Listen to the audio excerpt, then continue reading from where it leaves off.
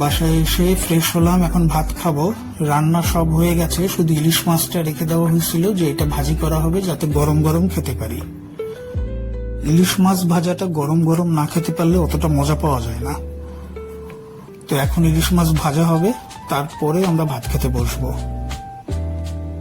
মাছটাতে হলুদ, লবণ, মরিচ ভালোভাবে মাখাই নিয়ে কাঁটা চামচ দিয়ে ডিমগুলোকে একটু কেচে দেওয়া হলো যাতে করে এর ভিতরে মশলাটা ভালোভাবে ঢুকে যায়।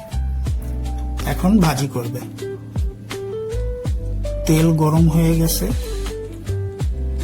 এখন ইলিশ মাছগুলো একে একে তেলের মধ্যে ছেড়ে দিল।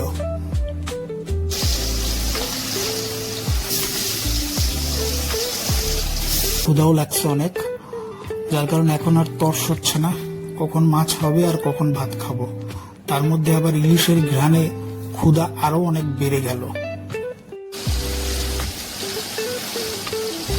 এখন যেহেতু ইলিশ মাছের সময়, যার কারণে এই সময়কার ইলিশ মাছগুলোতে স্বাদও হয় অনেক বেশি আর মাছে অনেক তেল থাকে।